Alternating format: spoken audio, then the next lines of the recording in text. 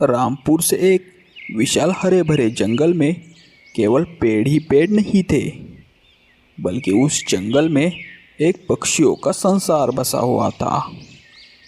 पेड़ों पर बने असंख्य घोंसले, डालियों पर खेलते छोटे छोटे चूजे, आसमान में उड़ते पंखों की सरसराहट, सब मिलकर उस जंगल को जीवित बना देते थे। यह जंगल सिर्फ पक्षियों का था।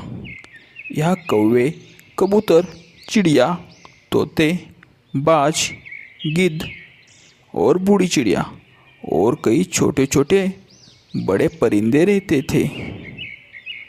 सभी अपने अपने घोंसले में सुख से रहते थे, दाना खोजते और शाम को झुंड बनाकर लौट आते। जंगल के पक्षियों का एक नियम था, मुसीबत आने पर सब मिलकर उसका सामना करेंगे। यह वजह थी कि उस जंगल में शांति बनी रहती थी। एक दिन सुबह सुबह कबूतर अपने घोंसले से निकला। उसकी आंखों में नींद कम और भूख ज़्यादा थी। वो थक हार कर एक पेड़ के टहनी पर बैठा। अरे बाप रे, बहुत तेज भूख लगी है। कब से दाना ढूंढ रहा हूँ, लेकिन एक भी दाना नहीं मिला। क्या करूँ? थोड़ा आगे जाकर देखता हूँ। तभी वह उड़ता उड़ता पेड़ों के बीच पहुँचा और अचानक एक डाल पर रुक गया। नीचे जमीन पर उसे कुछ अजीब सा दिखा। उसकी आंखें चौड़ी हो गई। वहाँ एक गिद्ध का बच्चा मृत पड़ा था। हे भगवान, ये तो किसी गिद्ध का बच्चा है। लेकिन ये मरा हुआ कैसे? किसने मारा होगा इसे? कबूतर नीचे उतर आया और ध्यान से देखने लगा। तभी आकाश से फड़फड़ाहट की भारी आवाज आई। गिद्ध वहां आ पहुंचा। उसने जैसे ही अपने चीजों को मृत देखा, उसकी आंखों से आंसू फूट पड़े। अरे अरे मेरे बच्चे, क्या हुआ तुझे? उठ मेरे लाल, तू मुझे छोड़कर नहीं जा सकता। तू ही तो मेरा सहारा था। गिद्ध रोते रोते कबूतर की ओर देखने लगा। उसकी आंखों में आंसू थे, लेकिन गुस्से से ज्वाला भी भड़क रही थी। तो ये सब तूने किया है? कबूतर, तूने मेरे बच्चे को मार डाला। इसने तेरा क्या बिगाड़ा था? मैं तुझे जिंदा नहीं छोड़ूंगा। तभी कबूतर घबरा गया और घबरा कर पीछे हट गया। नहीं गिद्ध भाई, मेरी बात सुनो। मैंने कुछ नहीं किया। मैं तो अभी अभी यहाँ पहुंचा हूँ।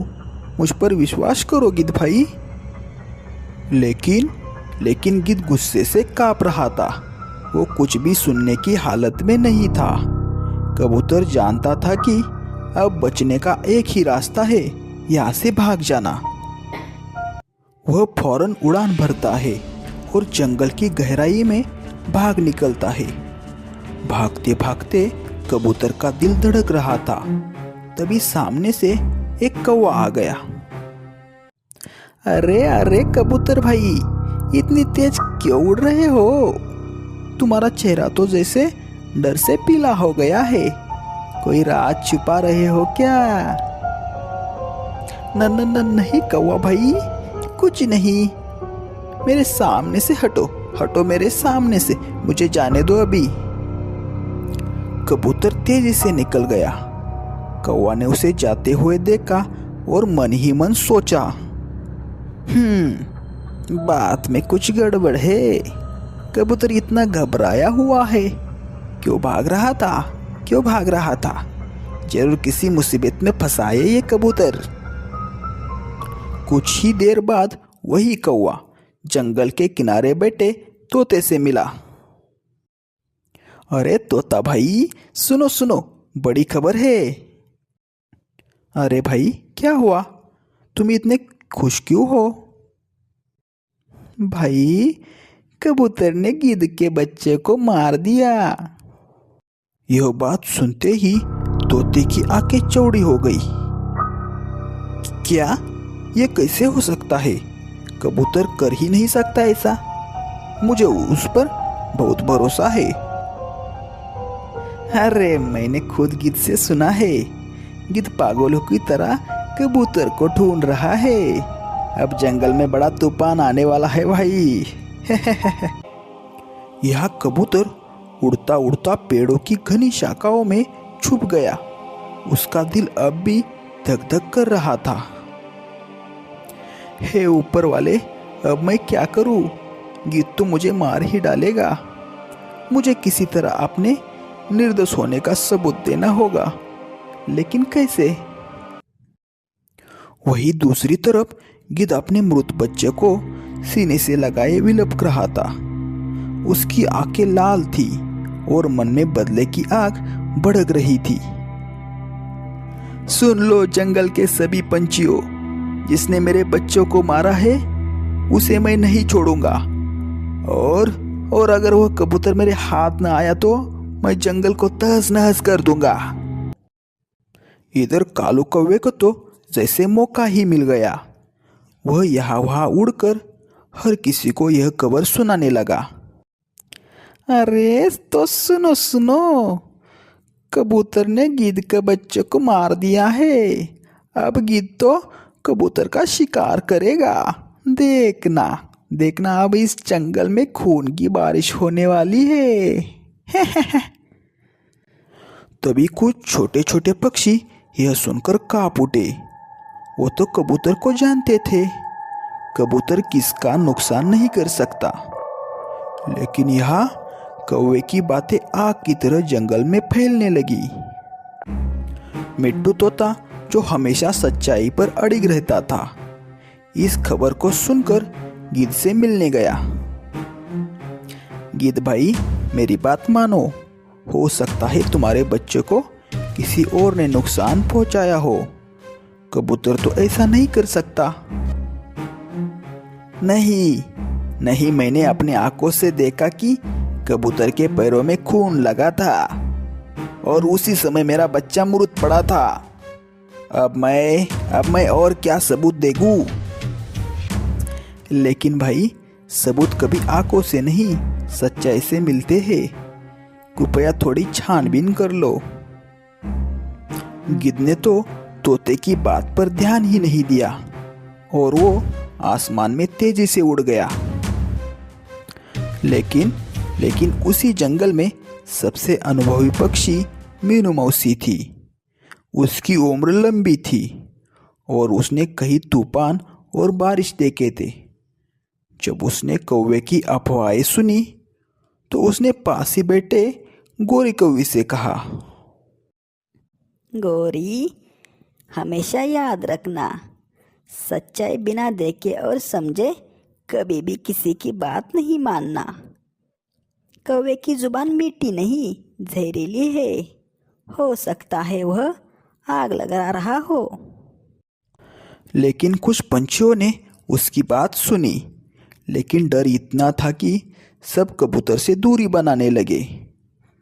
उधर आसमान से एक बड़ा परिंदे की परछाई जमीन पर पड़ी और वो कोई नहीं था, वो था बाज। उस बाज के पंख सुनहरी चमकते, आंखें नोकीली और आवाज आदेशात्मक थी। वह खुद को हमेशा इन पक्षियों का जंगल का राजा समझता। क्या हंगामा चल रहा है जंगल में? क्यों सबके चेहरे पीले पड़ गए हैं? तभी कालू कौवा फौरन बाज के पास पहुंचा और बोला, महाराज, मैं बताता हूँ, आपके लिए एक शानदार खबर है महाराज। कबूतर ने गिद्ध के बच्चे को मार डाला है महाराज। गिद्ध तो पागलों की तरह उसे ढूंढ रहा है। यही सही समय है। आप चाहे तो इस लड़ाई का फायदा उठा सकते हैं महाराज। यह बात सुनते ही बाज की आंखों में चमक आ गई। वाह कौवा, पहली बार तूने कोई काम की बात की है। अगर गिद्ध और कबूतर की दुश्मनी बढ़ेगी तो पूरा जंगल डर जाएगा, और जब पक्षी डरते हैं तो वो तो मेरे सामने ही झुकते हैं। बिल्कुल बिल्कुल महाराज, अब जंगल की गद्दी पर आपका राज ही राज होगा महाराज। इधर बेचारा कबूतर जंगल के पेड़ पेड़ पर जाकर सबको समझा रहा था कि मैं निर्दोष हूँ। मित्रों, मुझ पर झूठा इल्जाम लगाया जा रहा है। मैंने गिद्ध के बच्चे को नहीं मारा, कृपया मेरी बात पर विश्वास करो। लेकिन डर और अफवाहों का इतना असर था कि पक्षी चुपचाप उसकी बात सुनकर उड़ जाते। केवल उसकी दोस्त लाडो उसके साथ खड़ी थी। डरो मत कबूतर, सच्चाई देर से सही पर सामने जरूर आएगी, तुम निश्चिंत रहो। इसी बीच गिद्ध पूरे जंगल में गरजता फिर रहा था। तो सुन लो सभी पक्षियों, अगर कबूतर ने मेरे सामने नहीं आया तो मैं एक एक को चोट से फाड़ डालूंगा। मैं किसी को नहीं छोड़ूंगा। उसने मेरे बच्चे की जान ली है।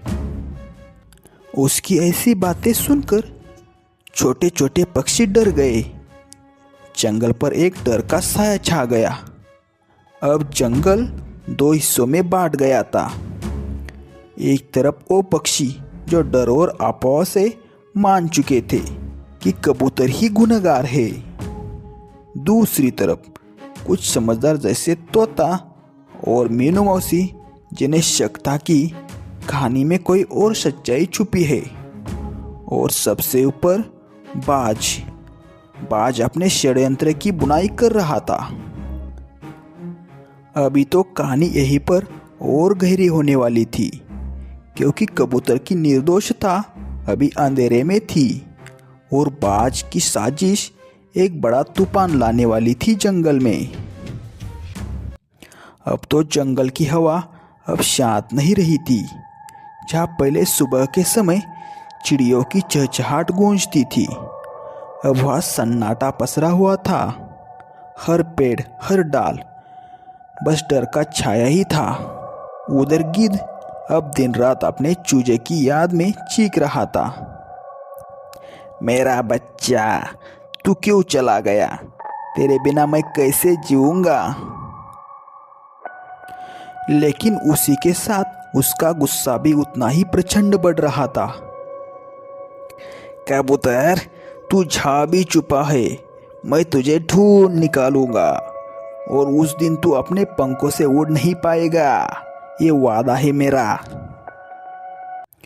कौवा तो जैसे इसी मौके का इंतजार कर रहा था।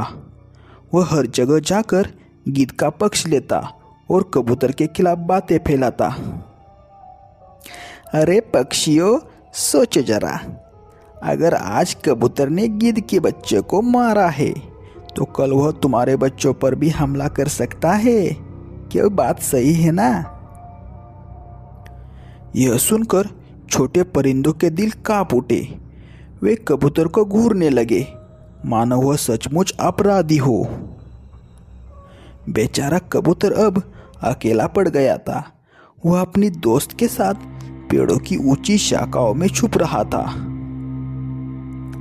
सभी मुझे गुनहगार समझ रहे हैं, कोई मेरे साथ खड़ा ही नहीं हो रहा है। शायद मेरा मर जाना ही बेहतर होगा। नहीं नहीं कबूतर भैया, ऐसी मत सोचो, तुम निर्दोष हो।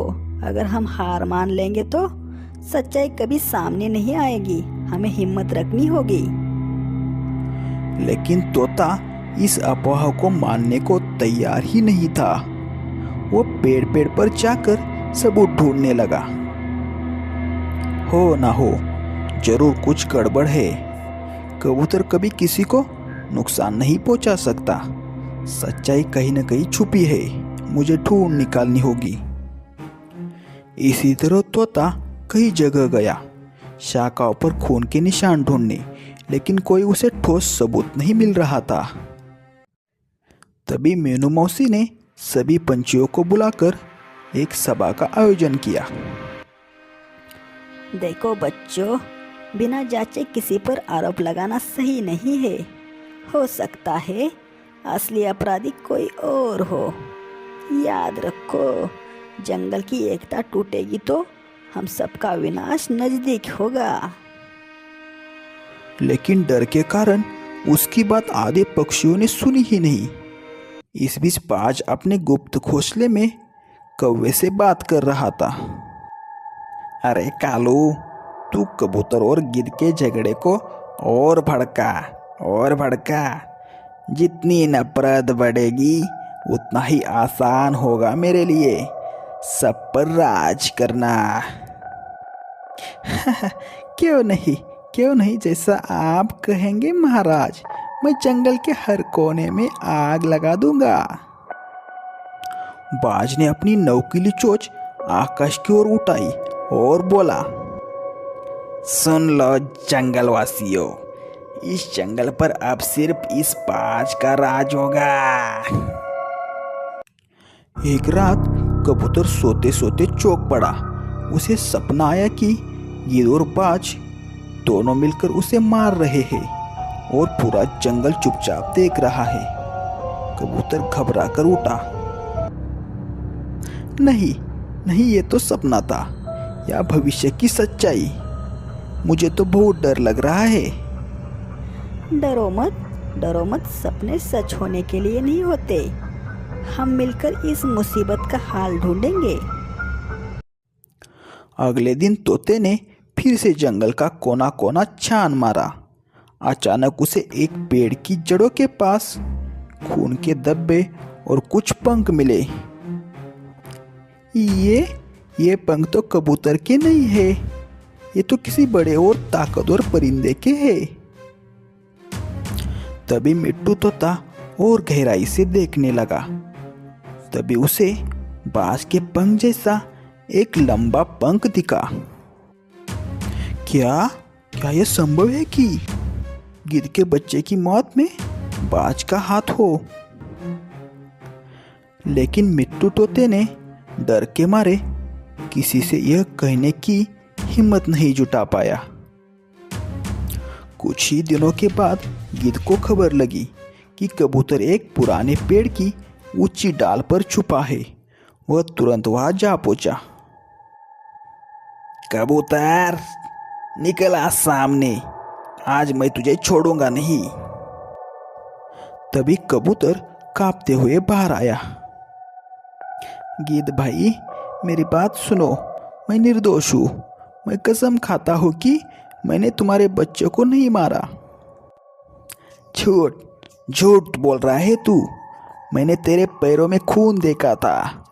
अब तुझे कोई नहीं बचा सकता। अब तो कबूतर की हालत खराब हो गई। तभी वहां पे मिट्टू तोता और मीनू मौसी पहुंच गए। गिद्ध भाई, हम कबूतर को निर्दोष साबित कर सकते हैं, हमें थोड़ा समय दो। हाँ गिद्ध, गुस्से में लिया फैसला हमेशा गलत होता है। ऐसे में गिद्ध कुछ पल रुका, लेकिन उसका गुस्सा ठंडा नहीं हुआ। तो ठीक है, मैं कल पूरे जंगल की सभा बुलाऊंगा। वहां कबूतर को लाकर सबके सामने फैसला होगा।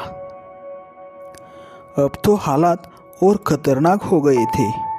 गिद्ध ने सभा बुलाने का ऐलान कर दिया था। बाज अपने चाल में और आगे बढ़ चुका था। तोते के पास सबूत तो था, लेकिन अभी तक खुलकर उसने कहा नहीं था। कबूतर अपने जीवन के सबसे कठिन मोड़ पर खड़ा था। फिर दूसरा दिन सभा का दिन था। सुबह होते ही जंगल में हलचल मच गई। हर पेड़ पर, हर डाल पर पक्षियों का झुंड इकट्ठा होने लगा। चिड़िया के छोटे छोटे बच्चे तक इस सभा को देखने के लिए अपने अपने घोंसलों से झांक रहे थे। सभा का केंद्र बना था एक वटवृक्ष। उसकी मोटी डाल पर गिद्ध बैठा था, जिसकी आंखों में आग थी। नीचे बैठा था कबूतर, थर-थर कांपता हुआ। उसकी बगल में उसकी दोस्त लाडो थी, जो हिम्मत से उसे संभाल रही थी। तभी गिद्ध एक ऐलान करता है।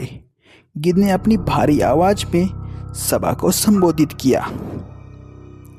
आज आज इस जंगल का फैसला होगा। मेरा बच्चा मारा गया है और गुनहगार यह कबूतर है। तभी अचानक सभा में खामोशी छा गई। हाँ, यही हत्यारा है, यही हत्यारा है। मैंने खुद इसके पैरों पर खून देखा था। यह बात सुनकर पक्षियों में फुसफुसाहट होने लगी। कुछ पंछी डर के मारे गिद्ध के पक्ष में खड़े हो गए। तभी तोता बोला, रुको रुको, बिना सबूत को किसी को दोषी ठहराना गलत है। मैं कहता हूं कि असली हत्यारा कोई और है। तभी गिद्ध गुस्से से बोला, तोते, तू झूठ बोल रहा है। क्या तेरे पास कोई सबूत है?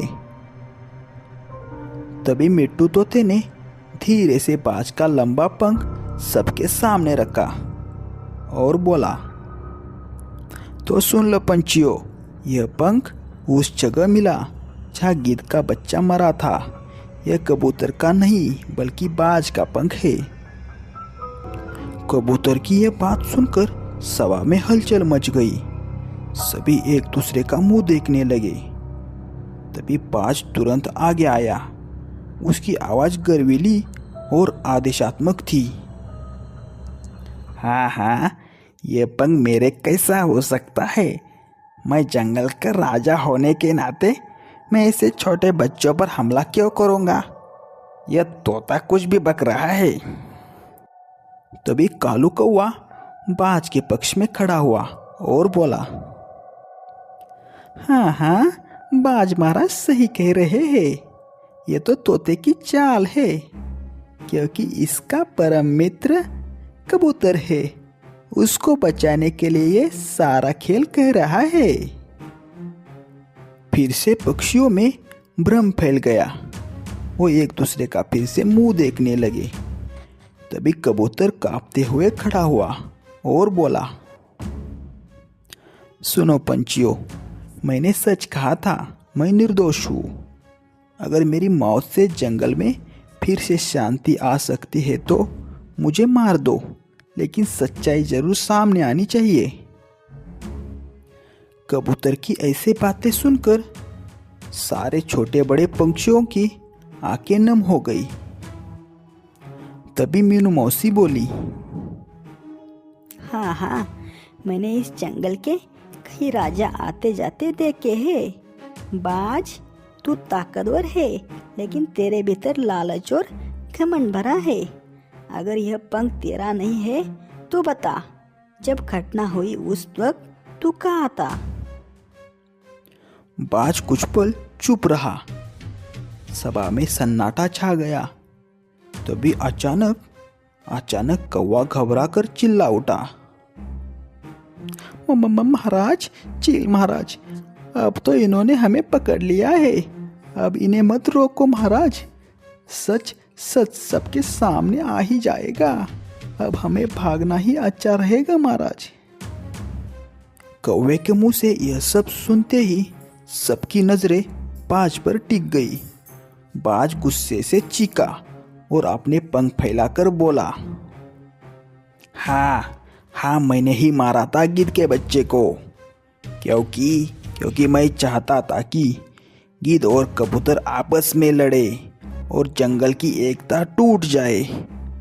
तब मैं अकेला इस जंगल का राजा बनूंगा। बाज की बातें सुनकर सभा में हड़कंप मच गया।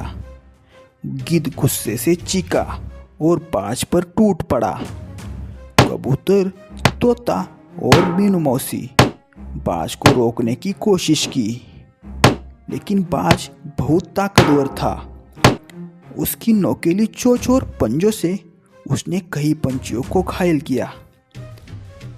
तभी बाज बोला, सुनो जंगल के पंछियों, मुझे कोई नहीं रोक सकता, मुझे कोई हरा नहीं सकता, क्योंकि जंगल का असली राजा मैं हूँ।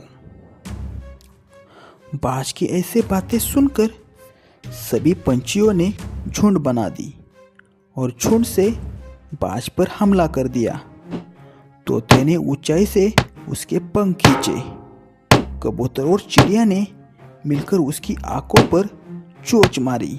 गिद्ध ने पूरी ताकत से उसे धरती पर गिरा दिया। आखिरकार बाज घायल होकर गिर पड़ा। उसकी शक्ति खत्म हो गई थी। तभी गिद्ध बोला, दोस्तों, आज मुझे समझ आया कि असली ताकत अकेलेपन में नहीं बल्कि सबकी एकता में है। गिद्ध की ऐसी बातें सुनकर सारे पंछी खुश हो गए। इधर कबूतर कांपती आवाज में बोला, धन्यवाद जंगल के सारे पंछियों। अगर तोते और मीनू मौसी ने मेरा साथ न दिया होता तो मैं निर्दोष होते हुए भी मारा जाता। आप सबका धन्यवाद। सभी पक्षियों ने कबूतर और चिड़िया की वाह की। तभी सभा के अंत में मीनू मौसी बोली, देखा पंछियों, आज हमने सीखा कि अफवाहें और झूठ सबसे खतरनाक दुश्मन होते हैं। हमें हमेशा सच्चाई खोजनी चाहिए और एक दूसरे पर भरोसा रखना चाहिए। पूरा जंगल फिर से गीतों और चहचहाट से गूंज उठा। कबूतर और चिड़िया अपने छोटे घोंसले में लौट आए और गिद्ध ने भी अपने खोए हुए बच्चों की याद में कबूतर को माफ कर दिया। अब जंगल में फिर से शांति और एकता का राज था।